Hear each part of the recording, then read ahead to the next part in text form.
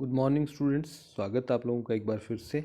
मैं सूर्य प्रकाश शर्मा और हम लोग पढ़ रहे हैं मूल अधिकार। मूल अधिकार पर मेरा ये चौथा वीडियो है। पिछले 3 वीडियोज़ में हमने मूल अधिकारों के बारे में अवधारणा को समझा। मूल अधिकार क्या होते हैं, भारतीय संविधान के अंतर्गत कौन कौन से मूल अधिकार दिए हैं उनकी संक्षेप में पहले हमने चर्चा की, उनका वर्गीकरण देखा और उसके बाद हमने समानता के अधिकार और स्वतंत्रता के अधिकार की कुछ चर्चा की। स्वतंत्रता के अधिकार में हम अनुच्छेद 21 तक पहुंच गए थे। शिक्षा का अधिकार लास्ट में हमने चर्चा किया था। उसके बाद से आगे की बात आज हमें करनी है। आज हम बात करेंगे गिरफ्तारी के विरुद्ध संरक्षण।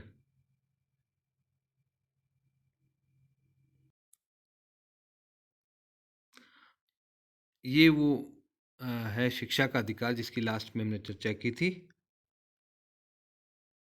और उसमें मैंने आपसे बताया था कि 86वें संविधान संशोधन 2002 के द्वारा हमें बच्चों को जो है 14 वर्ष तक के बच्चों को शिक्षा का अधिकार मिल गया है। इससे आगे की बात करते हैं हम गिरफ्तारी के विरुद्ध संरक्षण की बात करते हैं। देखिए, अनुच्छेद 22 में 2 प्रकार की गिरफ्तारियों की चर्चा की गई है। पहले भाग में साधारण कानून के अंतर्गत गिरफ्तारी की बात की गई है और दूसरे भाग में निवारक निरोध यानी प्रिवेंटिव डिटेंशन के अंतर्गत, कानून के अंतर्गत जो है गिरफ्तारी के मामले में क्या संरक्षण प्राप्त होंगे उनकी चर्चा की गई है।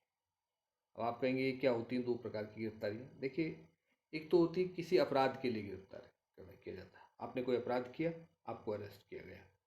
एक आपको अपराध करने से पहले ही अरेस्ट कर लिया जाता है कई बार, ताकि आप कोई अपराध न कर पावे। बहुत ऐसा अक्सर तब होता है जो कुछ जो बड़े नेता होते हैं, जिनसे ये संभावना रहती है कि ये कुछ ऐसा कर सकते हैं जिससे इनको लोक व्यवस्था में बाधा पड़ती है। जैसे आपने देखा होगा अभी जम्मू कश्मीर राज्य का जब दर्जा समाप्त किया गया था तो बहुत सारे वहाँ के नेताओं को प्रिवेंटिव डिटेंशन में डाल दिया गया था। पब्लिक सेफ्टी एक्ट है वहाँ पर, PSA, उसके तहत बड़े नेता जितने भी थे, फारूक अब्दुल्ला, उमर अब्दुल्ला, महबूबा मुफ्ती, इन सबको जो है प्रिवेंटिव डिटेंशन में रखा गया था। तो ये 2 प्रकार की गिरफ्तारियाँ होती, एक तो अपराध करने के लिए गिरफ्तारी और एक अपराध न कर पावे इसके लिए गिरफ्तारी। तो पहले हम बात करेंगे साधारण कानून के तहत गिरफ्तारी, अर्थात अपराध करने पर जो गिरफ्तारी होती है उसमें क्या अधिकार प्राप्त होंगे। अनुच्छेद 22 के प्रथम भाग में सामान्य विधि के अंतर्गत जो है बंदी बनाए जाने पर व्यक्ति को कौन कौन से अधिकार मिलेंगे उनकी बात करते हैं। आपने कोई अपराध किया, आपको अरेस्ट किया गया, तो आपको क्या अधिकार होंगे। पहला, गिरफ्तारी का कारण जानने का अधिकार। आप पूछ सकते हैं, आपको बताया जाएगा बल्कि कि क्यों गिरफ्तार किया गया। बिना कारण बताए आपको गिरफ्तार नहीं किया जा सकता। दूसरा, विधिक सहायता प्राप्त, विधिक सलाह मतलब विधिक परामर्श का अधिकार है आपको। आप अपनी पसंद के वकील से बात कर सकते हैं और अगर आपके पास वकील नहीं है तो आपको सरकार से सहायता भी मिल पाएगी। आपके पास पैसे नहीं है तो सरकार आपको मुफ्त कानूनी सहायता प्रदान करेगी इसके लिए। तीसरा अधिकार ये आपको कि 24 घंटे के अंदर आपको मजिस्ट्रेट के सामने प्रस्तुत किया जाने आवश्यक है।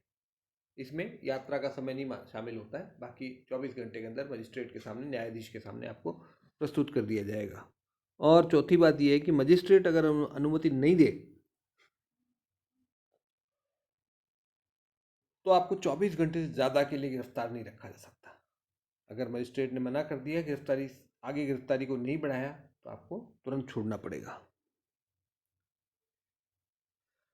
ये जो अधिकार हैं, ऊपर 4 अधिकार जो मैंने बताए, ये शत्रु देश के नागरिकों को नहीं प्राप्त होते एक तो, और दूसरे निवारक निरोध अधिनियम, प्रिवेंटिव डिटेंशन एक्ट्स जो भी होते हैं उनके अंतर्गत बंदी बनाए गए व्यक्तियों को प्राप्त नहीं होते। यानी 2 प्रकार के लोगों को, एक तो शत्रु देश के नागरिक, विदेशियों को भी प्राप्त है, लेकिन अगर वो शत्रु देश का है तो फिर उसको ये अधिकार नहीं हो। और दूसरा निवारक निरोध अधिनियम के तहत यानी प्रिवेंटिव डिटेंशन के अंतर्गत, जैसे मैंने बताया था कि अपराध किए जाने को रोकने के लिए जो गिरफ्तारियां होती हैं उनमें जो है ये अधिकार नहीं होता। आगे हम बात करते हैं, आगे बढ़ते हैं। अब हम आते हैं निवारणात्मक गिरफ्तारी के विरुद्ध संरक्षण। क्या क्या प्राप्त है? मान लीजिए आपको निवारक निरोध अधिनियम के तहत, जैसे फारूक अब्दुल्ला वगैरह को पीएसए में बनाया गया था, इससे पहले और कई सारे एक्ट बन चुके हैं। टाडा था, एक पोटा था, एक मीसा था, एक आजकल चल रहा है यूआपा, उसकी बड़ी चर्चा होती है। Unlawful activities prevention act, UAPA, उसकी बड़ी चर्चा है आजकल। एप्सपा भी एक एक्ट है इसी तरह का। खैर, तो मैं आपको बता रहा हूँ कि अनुच्छेद 22 का जो दूसरा भाग है उसमें निवारणात्मक जो प्रिवेंटिव डिटेंशन जो कानून होता है उसके तहत बंदी व्यक्ति को कौन से अधिकार प्राप्त होंगे ये बताया गया है। सबसे पहले तो ये है कि सलाहकार बोर्ड की सिफारिश के बिना 3 माह से अधिक बंदी नहीं बनाया जा सकता। 3 माह तक बंदी रख सकते हैं, और अगर इससे ज़्यादा रखना है तो कोई सलाहकार बोर्ड बनाने का प्रावधान होता है इसमें, उसके परामर्श पर ही उससे ज़्यादा बंदी बनाया जाएगा। दूसरी बात, गिरफ्तारी के कारण बताए जाने चाहिए। सामान्यतः इसमें भी प्रैक्टिस होती है, गिरफ्तारी का कारण बताया जाता है, लेकिन इसमें ये भी प्रावधान है कि अगर कोई तथ्य ऐसा है जिससे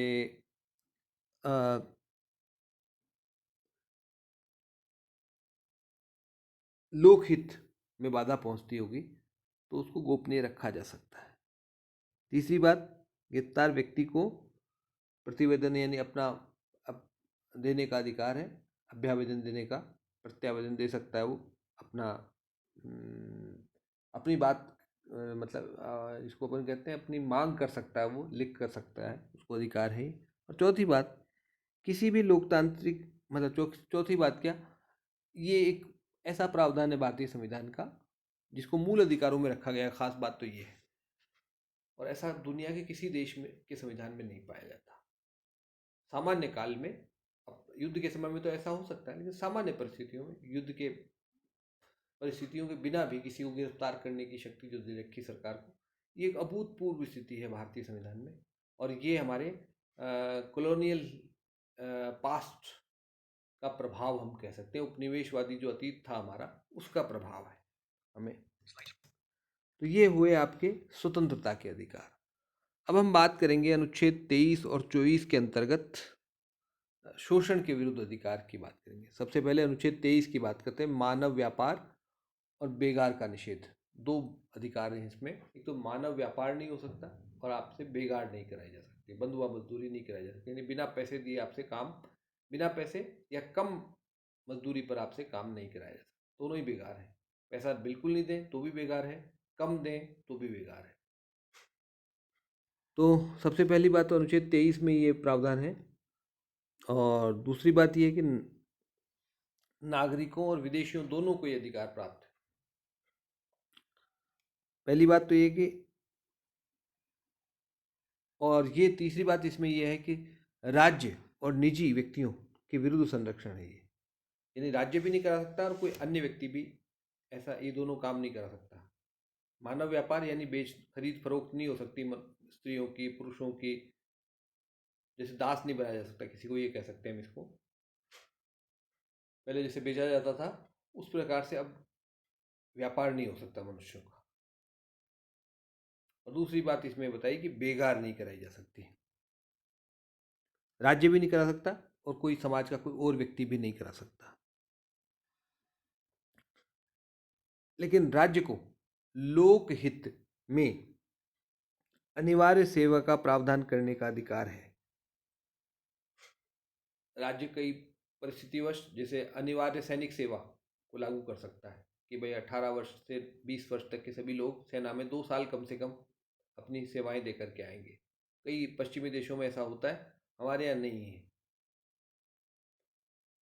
वहाँ ज़रूरी होता है कि 2 साल आपको मिलिट्री सर्विस करनी ही करनी है, क्योंकि वहाँ जनसंख्या कम है, इसलिए उनको ज़रूरत पड़ती है। और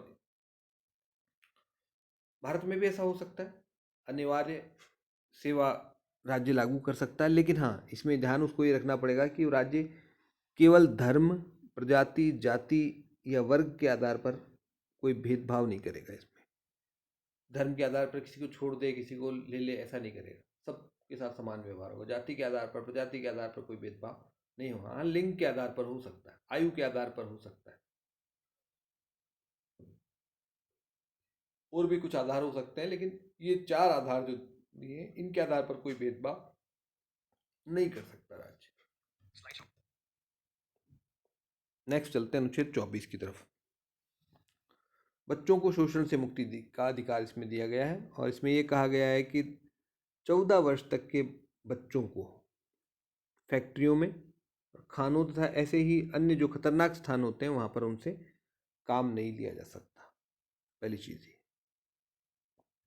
दूसरी बात, इसका मतलब ये है कि इसमें यह भी शामिल, अन्य हानि रहित जगहों पर काम लिया जा सकता है। इसका मतलब 14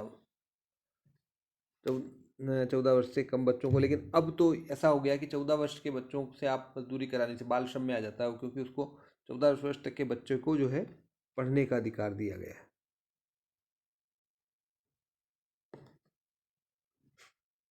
शिक्षा का अधिकार देखा था हमने भी 21 में, 21A में। तो ऐसे में 14 वर्ष तक के बच्चों से अब कोई काम नहीं ले सकते आप। बाल श्रम निषेध तथा नियंत्रण अधिनियम इसमें बनाया गया एक 1986 में। वो इस क्षेत्र में एक महत्वपूर्ण कानून है। इसके अलावा भी कई सारे और कानून भी हैं जो बच्चों के अधिकारों की रक्षा करते हैं। तो ये कुछ अधिकार हैं जो अनुच्छेद 22-23 के अंतर्गत मिले हैं, 23-24 के अंतर्गत मिले हैं। शोषण के विरुद्ध अधिकार हम इसको कहते हैं। अब कुछ और अधिकार हमारे रह गए। एक तो धार्मिक स्वतंत्रता का अधिकार, उसको हम देख लेते हैं आज 25 से 28 तक।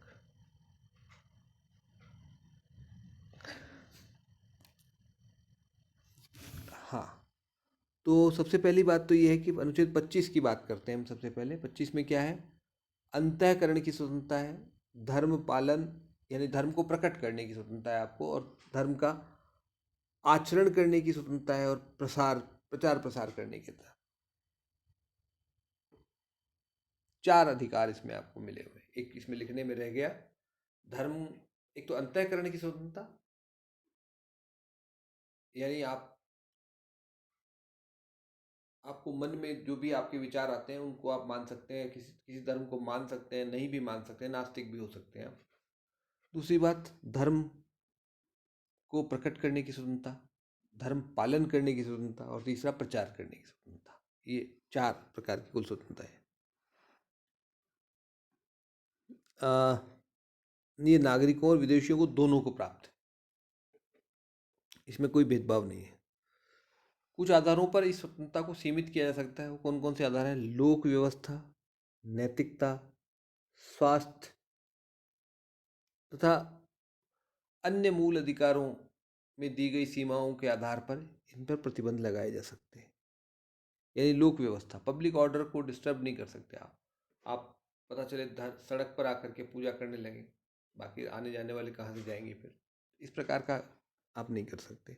नैतिकता के खिलाफ कोई अगर चीज़ है तो उसको भी सरकार रोक सकती है, और स्वास्थ्य के विरुद्ध अगर कोई चीज़ करते हैं आप लोग तो उसको भी सरकार रोक सकती है, संसद भी रोक सकती है कानून बना करके।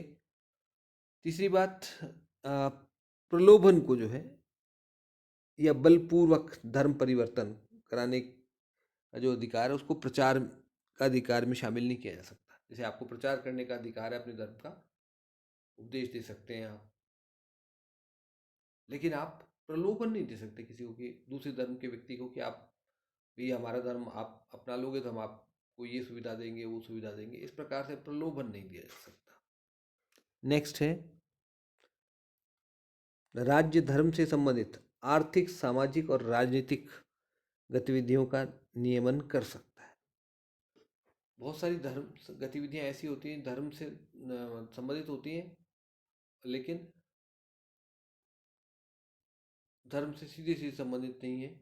वो जीवन के लौकिक पक्ष से संबंधित होती हैं उन गतिविधियों को राज्य नियंत्रित कर सकता है, सीमित कर सकता है। जैसे सामाजिक पहलू है, धर्म से जुड़ा हुआ होता है लेकिन वो धर्म का अनिवार्य पार्ट नहीं है। ऐसे आर्थिक गतिविधियाँ। नेक्स्ट बात है कि समाज सुधार के लिए, समाज कल्याण के लिए राज्य हस्तक्षेप कर सकता है और साथ में हिंदुओं की जो धार्मिक संस्थाएं उनको सभी वर्गों के लिए, सभी जातियों के लिए खोलने के लिए भी राज्य हस्तक्षेप कर सकता है। तो यानी कहने का अभिप्राय है कि धर्म की स्वतंत्रता भी है, लेकिन धर्म की स्वतंत्रता के नाम पे आप मनमानी नहीं कर सकते। समाज के हित में आपकी स्वतंत्रता को सीमित किया जा सकता है। ये अनुच्छेद 25 में है।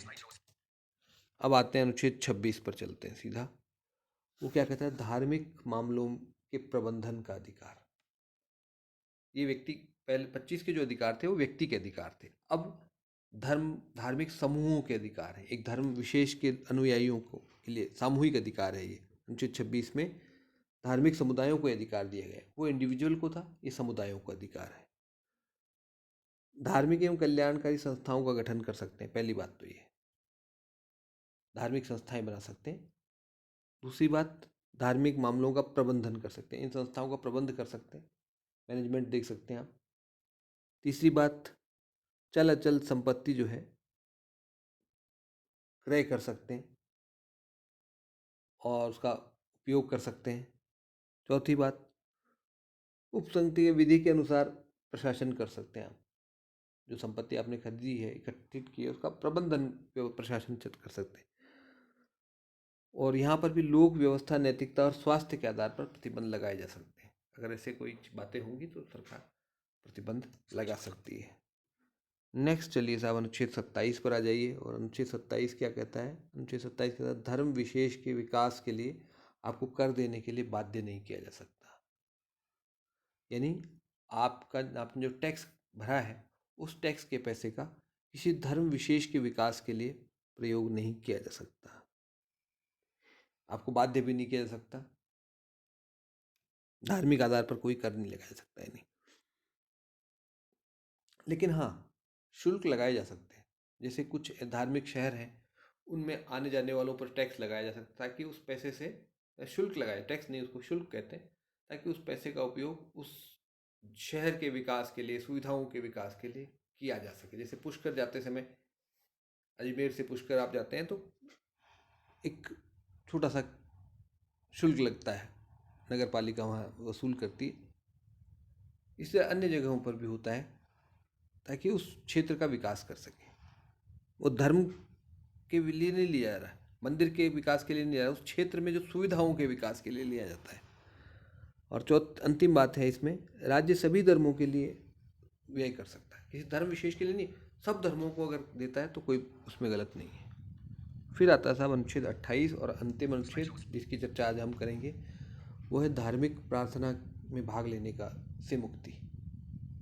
यानी आप इसमें शिक्षण संस्थाओं में जो बच्चे पढ़ रहे हैं उनके लिए है ये। अनुच्छेद 28 के अनुसार क्या प्रावधान है? एक तो राज्य द्वारा वित्त पोषित, यानी ऐसी स्कूल जिनको राज्य आर्थिक सहायता देता है, उनमें धार्मिक शिक्षा पूर्णतया प्रतिबंधित होगी। एक तो सरकारी स्कूल, और एक जिनको आर्थिक सहायता देता है राज्य, उनमें धार्मिक शिक्षा प्रतिबंधित होगी। दूसरी बात, सरकार द्वारा सहायता अथवा मान्यता प्राप्त शिक्षण संस्थाओं में विद्यार्थी अभिभावक की सहमति से धार्मिक शिक्षा दी जा सकती है। एक तो जो पूरी तरह सरकारी है उनमें तो दी नहीं जा सकती, और जिनको थोड़ी सहायता मिलती है सरकार से, उनमें बच्चों के गार्जियन की अनुमति से या सहमति से शिक्षा दी जा सकती है, बाध्य नहीं किया जा सकता। तो ये धार्मिक स्वतंत्रता के अधिकार हैं। आज यहीं तक रखते हैं, एक वीडियो और बनेगा जिसमें हम बाकी अधिकारों की चर्चा करेंगे।